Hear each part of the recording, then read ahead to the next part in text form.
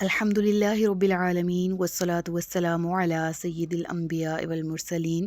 اما بعد فاعوذ باللہ من الشیطان الرجیم بسم اللہ الرحمن الرحیم یا رب لک الحمد کما ینبغی لجلال وجہک وعظیم سلطانک رب اشرح لی صدری ویسر لی امری واحلل عقدۃ من لسانی یفقہوا قولی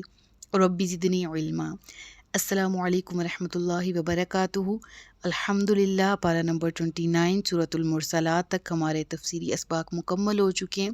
آج کے سبق میں پارہ نمبر 30 سے یعنی سورۃ النبا سے باقاعدہ آغاز کیا جا رہا ہے، اور اب سے پہلے جو ہماری ترتیب تھی اسباق کی وہ یہ تھی کہ پہلے ہم ایک الگ لیکچر کے اندر سورہ کے انٹروڈکشن کو پڑھتے تھے اور اس کے بعد سورہ کی تفسیر کا لیکچر ہوتا تھا، لیکن 30ویں پارے میں عمومیت یہ ہے کہ سوراز مختصر ہیں، تعداد میں زیادہ ہیں، اس لیے آئی ڈیسائیڈڈ کہ میں لیکچر کے ہی اندر اس کا تعارف آپ کو بیان کر دوں۔ آج کے لیکچر میں ابتدائی تعارف بھی ہوگا، اور انشاءاللہ پہلے لیکچر میں ہم کچھ اسباق کی تفسیر بھی پڑھنے جا رہے ہیں۔ سب سے پہلے تعارف کی بات کر لیتے ہیں۔ سورۃ النبا مکی سورہ ہے، مکہ مکرمہ میں نازل ہوئی، اور اس بارے میں تمام علماء کا اتفاق ہے، اور مکی دور کے ابتدا میں اس سورہ کا نزول ہوا۔ رکوع اور آیات کی تعداد کے بارے میں اگر ہم بات کریں تو اس سورہ میں 2 رکوع ہیں اور 40 آیات پر مشتمل ہے یہ سورہ۔ اس سورہ کو نبا کیوں کہا جاتا ہے؟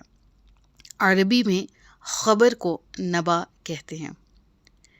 اور اس سورہ کی دوسری آیت میں یہ لفظ موجود ہے، یعنی عم یتساءلون آیت نمبر 1، اس کے بعد عن النبأ العظیم۔ لفظ نبا یوز ہوا دوسری آیت میں، اور اسی کی مناسبت سے اس سورہ کو سورہ نبا سے موسوم کیا گیا، اور اس سورہ کو عم یتساءلون بھی کہتے ہیں۔ بہت فیمس نام ہے وہ سورہ نبا ہی ہے، اور آیت نمبر 1 سے بھی اس سورہ کو موسوم کیا جاتا ہے، لیکن بر صغیر میں جو مصاحف ہیں ان میں زیادہ تر سورہ نبا کے نام سے یہ سورہ فیمس ہے، اور زیادہ تر یہی نام لیا جاتا ہے۔ اس کے مضامین پر اگر ہم سرسری سی نظر دوڑائیں تو مرکزی مضمون اس میں مختلف طرح سے دلائل بیان کیے گئے ہیں۔ مکی دور ہے تو عقائد سے ریلیونٹ اس میں توضیح بیان کی گئی، مرنے کے بعد دوبارہ زندہ کیے جانے کو ثابت کیا گیا ہے، اور اس کے علاوہ اس سورہ میں دیگر مضامین ہیں جن کو ہم ہائی لائٹڈ فارم میں پڑھیں گے۔ اس سورہ کی ابتدا میں قیامت کے بارے میں مشرکین کی باہمی گفتگو کے بارے میں بتایا گیا، آپس میں چہم گوئیاں کرتے ہیں کہ یہ قیامت کیا ہے، کب آئے گی۔ ہاں، ان کے لیے تو دا ڈے آف ججمنٹ اس کے بارے میں سننا یہ نہایت ایک طرح سے تعجب خیز خبر تھی، اور اس کے بعد جب اللہ کے نبی صلی اللہ علیہ وآلہ وسلم نے مختلف اوکیزنز پہ ان کو تبلیغ کرنا شروع کیا اور بتایا کہ دنیا کے امور کے بارے میں بھی ایک الگ زندگی جب دوبارہ ملے گی تو پوچھ گچھ ہوگی، اور سارا کچھ آپ کو جو آپ دنیاوی اعمال کر رہے ہو اس کا حساب کتاب دینا پڑے گا۔ they were amazed، نہیں ایسا نہیں ہو سکتا، یہ کیسے ہو سکتا ہے، یعنی ایک تعجب کی سی صورت تھی، اور اس باہمی چہمگوئیوں کے بارے میں اس سورہ کی پہلی ہی آیت میں لفظ ذکر ہوتے ہیں، اور فوراً سے پھر اس قیامت کے دن کا ذکر کر دیا جاتا ہے، یعنی قیامت قائم ہونے کی خبر دے کر اس کے واقع ہونے پر اس سورہ کے بالکل آغاز میں دلائل دیے گئے۔ اس کے علاوہ اللہ رب العزت کی قدرت کے چند آثار بتا کر انسان کو اس کی موت کے بعد دوبارہ زندہ کیے جانے پر دلائل بیان کیے گئے ہیں۔ اس کے علاوہ دوبارہ زندہ کیے جانے اور مخلوق کے درمیان فیصلہ کیے جانے کا وقت، یعنی all about the day of judgment، اس میں انسان کی ابتدائی زندگی اور زندگی کے جو فیزز ہیں ان کا ذکر کر کے، جو نعمتیں اس کو دنیاوی زندگی میں دی گئی ان کا ذکر کر کے، پھر رب العالمین نے فرمایا میں دوبارہ پیدا کرنے پر قادر ہوں، میں دوبارہ زندہ کرنے پر قادر ہوں، اور تمہیں اس دن کے لیے دوبارہ اٹھایا جائے گا جو فیصلے کی گھڑی ہے، فیصلے کا دن ہے۔ پھر اس سورہ کے آخر میں بتایا گیا کہ جہنم کافروں کے انتظار میں ہے، اور اس کے بعد کافروں کے عذاب کی مختلف اقسام اور نیک مسلمانوں کے ثواب کے مختلف درجات مختلف اقسام مختلف انواع بیان کی گئی ہیں۔ اس سورہ کو اگر ہم ریلیٹ کریں پارہ نمبر 29 کی لاسٹ سورہ یعنی اپنے سے ما قبل سورۃ المرسلات کے ساتھ، تو ایک مناسبت یہ ہے کہ دونوں صورتوں میں مرنے کے بعد دوبارہ زندہ ہونے کو بیان کیا گیا ہے اور اس حوالے سے دلائل بھی بیان کیے گئے ہیں۔ اور دوسری مناسبت یہ ہے کہ دونوں صورتوں میں جنت اور جہنم کے اوصاف، نیک مسلمانوں کی نعمتوں اور کافروں کے عذاب،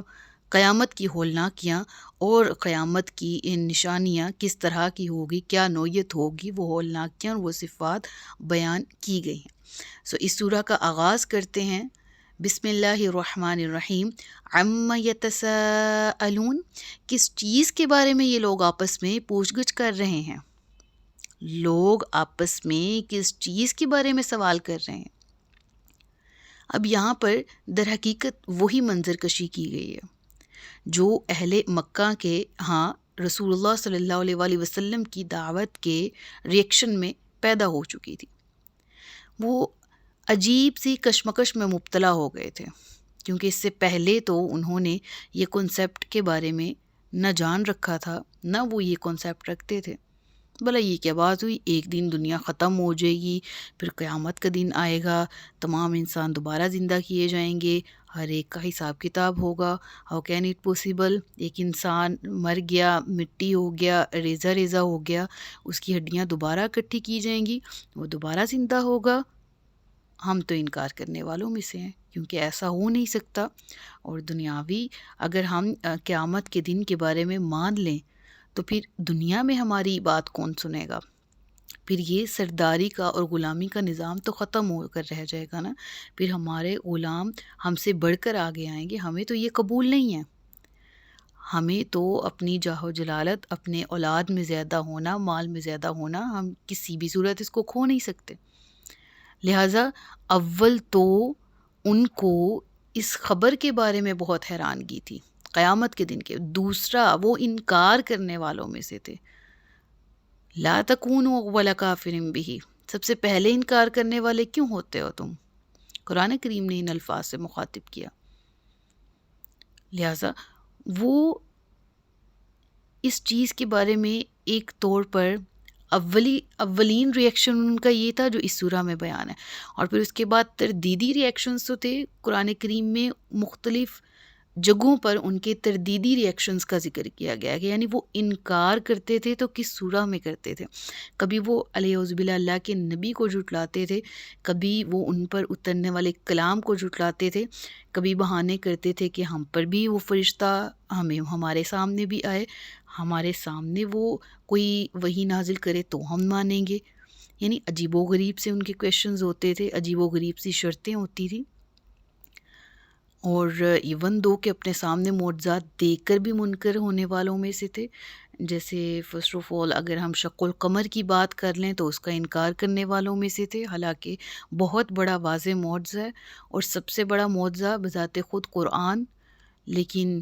قرآن کا بھی انکار کرنے والے۔ بہرحال انکار تو تھا ہی، توحید کا بھی انکار کرنے والے تھے،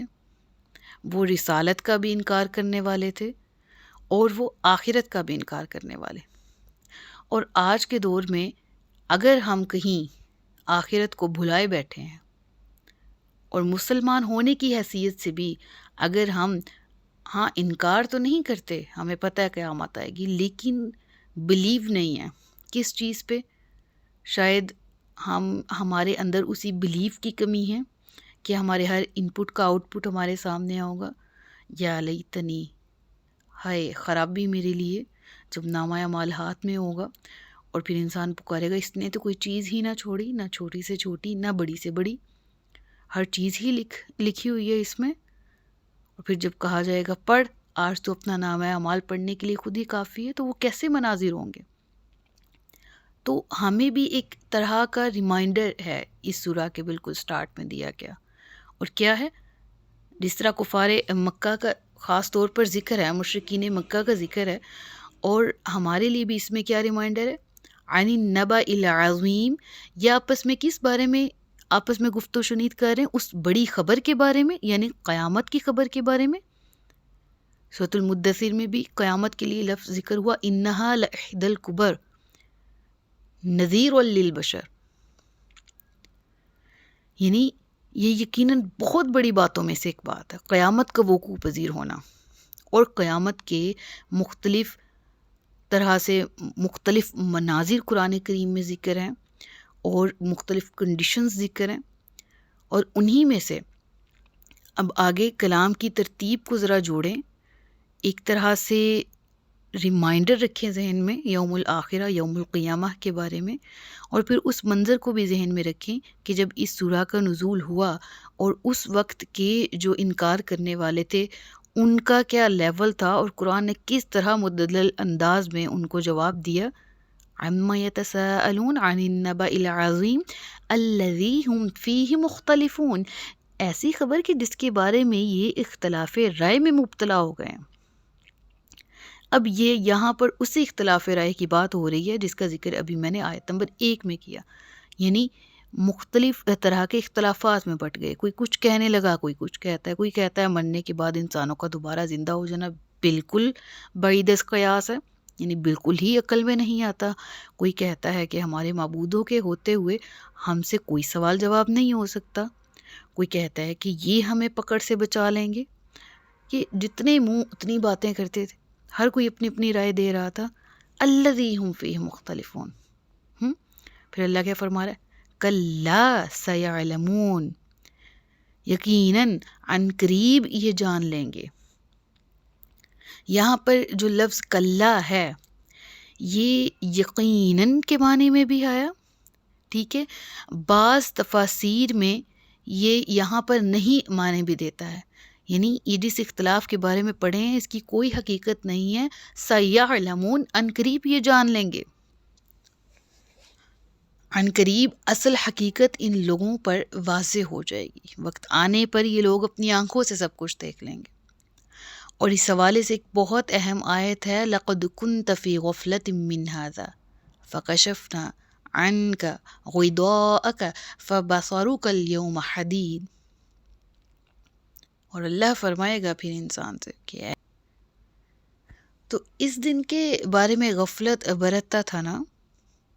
تو آج ہم نے تجھ پر سے یہ تیرا پردہ ہٹا دیا، تو آج تمہاری نگاہ کتنی تیز ہو گئی ہے۔ قوف کی آیت ہے، یعنی لقد کنت فی غفلۃ من ھذا، اور یہ اسی غفلت کا ذکر ہے جس کو میں نے آج کے اس سبق کی ابتدا میں انڈیکیٹ کیا کہ ایک غفلت ہے واضح انکار کرنا، اور ایک غفلت ہے زبانی انکار نہ کرنا لیکن غفلت برتنا، لیکن بے توجہگی، لیکن بے دھیانی، لیکن یہ کہ یوم الآخرہ کے لیے پریپریشن سٹارٹ نہ کرنا یا اس دن کا خوف نہ رکھنا، یہ سب اسی معنی میں آ جائے گا نا کہ تم تو بڑی غفلت برتتے تھے، تو پھر آج دیکھو تمہارے تمام تر پردے ہٹ گئے، تمہارے سامنے، اور تمہاری نگاہ کتنی تیز ہے، تمہارے سامنے ہے سارا کچھ جس کو تم جھٹلاتے تھے۔ تو پھر یہاں کلا سیعلمون کے بعد فوراً ذکر ہوا ثم کلا سیعلمون، ہاں یقیناً، ہاں کوئی بات نہیں، ان قریب یہ جان لیں گے، یعنی عالم دنیا اور عالم برزخ کے، یعنی عالم دنیا اور عالم برزخ کے درمیان صرف موت کا پردہ حائل ہے، اور جیسے ہی آنکھ بند ہوگی یہ پردہ اٹھ جائے گا۔ اور یہاں پر تو قیامت کا ذکر ہوا، قیامت کے ذکر کے ساتھ ہی دنیا اور دنیاوی آسائشوں کا ذکر ہوا، کیا حسن ترتیب کلام ہے، یعنی قیامت کے بارے میں غور و فکر کی دعوت تو دی گئی، قیامت کے بارے میں وارننگز بھی مل گئی، لیکن ساتھ ہی ساتھ دنیا پر ایک طرح سے اب نظر دوڑانے کی ضرورت ہے، اور دنیاوی نعمتوں کی بھی، کہ اللہ نے بنائی تو ہمارے لیے ہی، لیکن ان میں سے کوئی بھی پرماننٹ نہیں ہے، اور سب کچھ ہمیں ملا تاکہ ہم اس کے شکر گزار ہوں، شاکرین، صابرین، عاجزین میں ہمارا شمار ہو۔ اور اسی نعمتوں کی طرف اللہ نے یہاں پر ہمیں آیت نمبر 6 میں دیکھیے گا جو ذکر ہے، الم نجعل الارض مہادا، کیا ہم نے نہیں بنا دیا زمین کو بچھونا، والجبال اوتادا، اور پہاڑوں کو میخیں تاکہ زمین کا بیلنس رہ سکے، اور زمین کو بیلنس رکھنے کے لیے اللہ نے تمہارے لیے پہاڑ بنائے تاکہ زمین تمہیں لے کر ہلے نہ۔ وَخَلَقْنَاكُمْ أَزْوَاجًا اور تمہیں ہم نے جوڑوں کی شکل میں پیدا کیا۔ وَجَعَلْنَا نَوْمَكُمْ سُبَاتًا اور تمہاری نیند کو بنا دیا ہم نے تھکان دور کر دینے والی۔ وَجَعَلْنَا اللَّيْلَ لِبَاسًا اور رات کو ہم نے بنا دیا ڈھانپ لینے والی۔ وَجَعَلْنَا النَّهَارَ مَعَاشًا اور دن کو ہم نے بنا دیا معاش یعنی کوشش جد و جہد کے لیے، رزق تلاش کرنے کے لیے۔ ٹھیک ہے، اب یہاں پر جو ذکر ہے وہ ہمارے آج کی روٹین اور سرکل کو بہتر بنانے کی ضرورت ہے۔ اللہ نے رات میں یہ خوبی رکھی ہے کہ انسان رات کو سوتا ہے تو اس کی باڈی صبح فریش ہوتی ہے، اور رات کی نیند انسان کے لیے فزیکلی بہت بہتر ہے، مینٹلی اس کے لیے بہت زیادہ امپورٹنٹ ہے۔ اور دن کو اللہ نے بنایا کام کاج کے لیے، لیکن انفارچونیٹلی آج ہمارے لائف سٹائلز ایسے ہو چکے ہیں، سو کالڈ لائف سٹائلز کے، جس میں ہم نے اپوزٹ کر لیا ہے۔ پوری رات جاگنی ہے، لہو میں مبتلا رہنا ہے پوری رات، گیمز کھیل لیں، موبائل یوز کر لیں، ریلز دیکھ لیں۔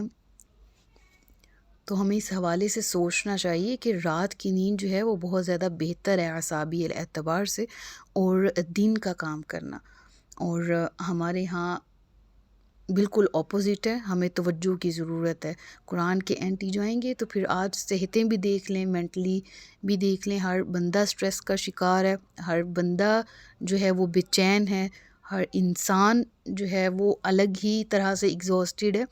تو یہ تمام چیزیں نہ کہیں لنک کر رہی ہوتی ہیں جب ہم نیچر کے خلاف جاتے ہیں۔ So the night and day is a circle of a nature, we have to understand that کہ ہم کسی طرح سے اس سرکل کے ساتھ موو کریں، اس کے اینٹی موو نہ کریں۔ ٹھیک ہے، سمندر ہے، دریا ہے، پانی ہے، وہ بہا رہا ہے تو اس کے بہاؤ میں بہیں گے نا، اپوزٹ بہیں گے، انرجی بھی زیادہ لگے گی، بہا بھی نہیں جائے گا۔ اوبویسلی فور شور اچھی تیراکی کے لیے آپ کو پانی کے بہاؤ کی سمت جانا پڑتا ہے۔ سو ڈیفینیٹلی فور دس، آپ جس طرح اللہ نے ہمارے لیے ڈے اور نائٹ کو ڈیزائن کیا ہے، ہمیں اسی ترتیب کے اعتبار سے رہنا چاہیے۔ صدق اللہ العلی العظیم و صدق رسولہ النبی الکریم، سچ فرمایا اللہ نے جو عظمت والا ہے۔ آیت نمبر 11 تک ہم نے آج پڑھا ہے، آیت نمبر 12 سے اگلے سبق میں حاضر ہوں گی۔ اپنا بہت سا خیال رکھیے گا، مجھے دعاؤں میں یاد رکھیے گا۔ تاجدار ختم نبوت زندہ باد، پاکستان پائندہ باد۔ السلام علیکم ورحمۃ اللہ وبرکاتہ۔